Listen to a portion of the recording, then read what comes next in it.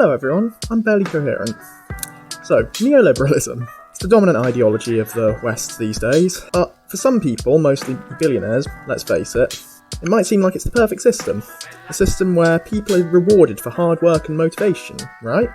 But for pretty much everyone else, it's a fundamentally exploitative system that justifies the oppression of people across the globe with vague terms like freedom and democracy, but only when said freedoms and democracies conform to the will of the West, of course. But how did we even get here? How did we get to this absolute shit show we found ourselves in?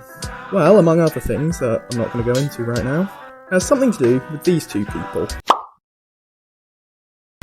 So if you don't know already, these two smug arseholes are former US President Ronald Reagan and former British Prime Minister Margaret Thatcher. Thatcher was elected as Prime Minister in 1979 as the successor to the Labour Party's James Callaghan and therefore assumed office at number 10 Downing Street. To many in the UK, who am I kidding, it's only rich arseholes and Tories who love her, she was a hero. But to many, particularly the working class and members of marginalised communities, she was a monster.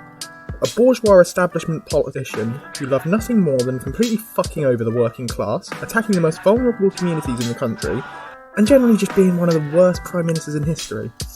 So, in light of the recent passing of anti-union and anti-LGBTQ+ legislation that harkens back to the Thatcherite era, I felt it appropriate to make this video to explain to anyone who doesn't know what she did just some of the many reasons why she's so hated by regular working people in the UK, and one of the most hated to ever hold the office of Prime Minister.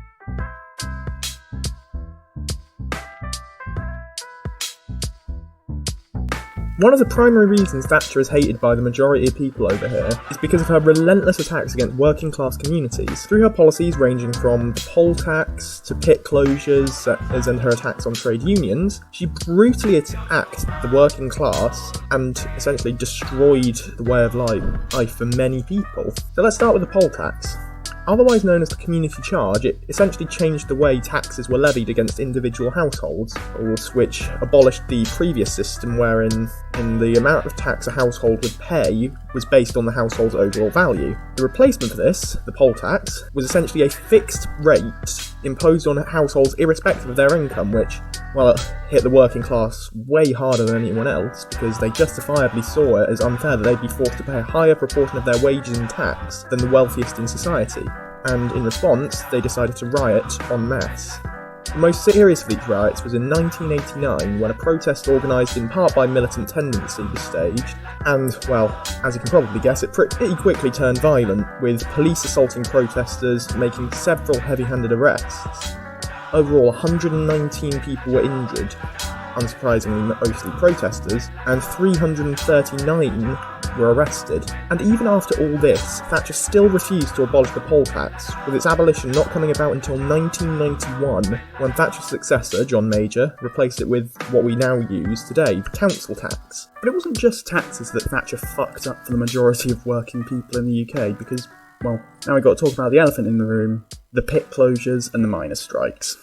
Beginning in February of 1984, Thatcher's government announced plans to close 20 coal mines across the country, claiming that the previous agreement with the National Union of Mine Workers was obsolete and therefore that she wasn't subject to abide by it. Despite claiming otherwise, documents released in 2014 revealed that there were plans to close a further 55 mines over 3 years. In response to these closures, the NUM began taking strike action across the country, with strikes happening from Scotland to South Wales.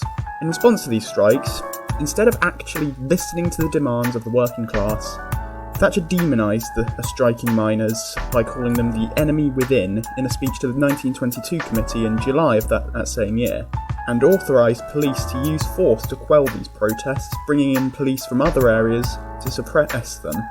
After almost a year of strike action, the strikes officially ended on the 3rd of March 1985, with the pit closures continuing regardless. 20,000 jobs were lost, and working class communities were pushed further into poverty.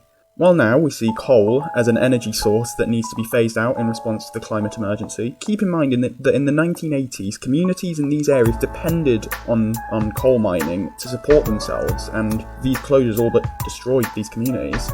Now, this discussion of the destruction of communities segues us quite nicely into discussion of Thatcher's housing policies. In 1980, the Thatcher government passed the Housing Act. This granted individuals living in council properties the right to buy their home from said councils. While the name right to buy may have seemed appealing to a lot of people, the reality was significantly worse. By 2013, some tenants who had purchased these council houses had gone on to sell these houses to investors and privately wealthy individuals for significantly more than they initially paid for them.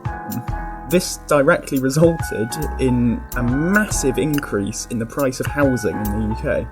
One such property, a one-bedroom flat that sold for £50,000 in 1990, had a market value of £250,000 in 2013. As a direct result of this, rent prices increased as the number of new homes being constructed decreased.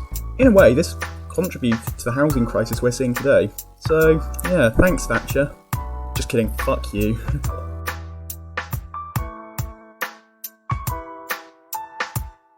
So this is the other thing I wanted to discuss in this video, Margaret Thatcher and homophobia.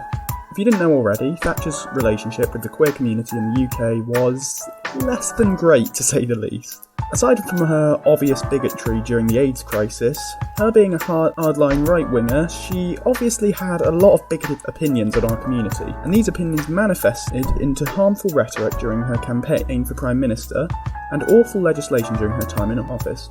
So, let's cover it. During Thatcher's election campaign of 1987, the Conservative Party's positions on LGBTQ+ inclusive education were made perfectly clear with this campaign poster which derided the Labour Party for supposedly wanting to politicise education and promote queerness to children. Sound familiar? It should, because this is the exact same rhetoric being used against our community today by politicians across the West. But I'll come back to that later. When in power for her second term, however, this rhetoric unfortunately bore fruit. This came in the form of one of the most harmful pieces of legislation against the LGBTQ+ community in recent history, Section 28. Officially known as Section 28 of the Local Government Act, the amendment was a direct response to calls by gay rights organisations for greater equality and legal rights under the law.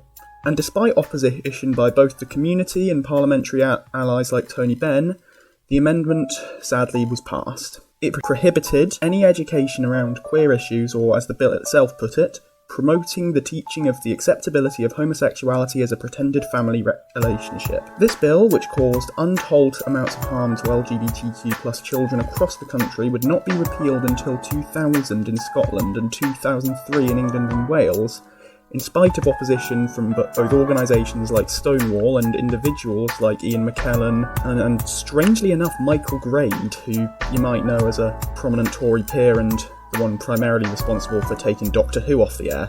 This was so harmful to our community because this came about during the height of the AIDS crisis, and this lack of education around gay issues sadly cost hundreds of lives.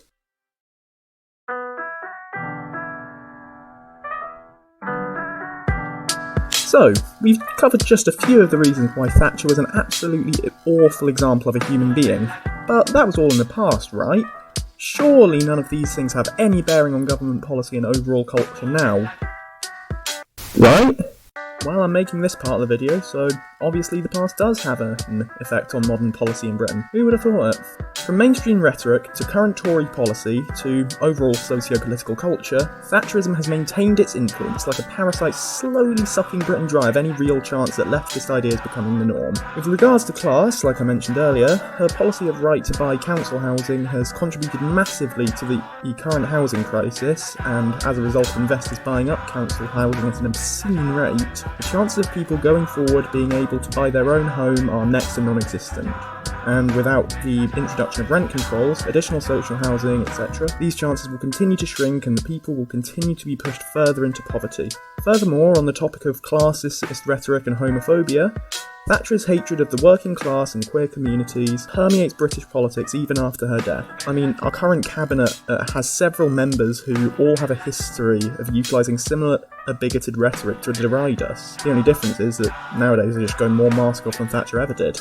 And continuing on her hatred of queer people, the same rhetoric she and her party used against gay people throughout her tenure is now being recycled and repurposed for use against trans people over here on, as a lot of people call it, Turf Island, with government actively engaging in the spreading of harmful misinformation about the community, supporting anti-trans hate groups like LGBT Alliance, and the refusal to include trans people in their proposal to ban conversion therapy. Now, I wrote the script a little bit of time before the recent events surrounding the Scottish Gender Recognition Reform Act, but I think that just sort of backs up my point, really.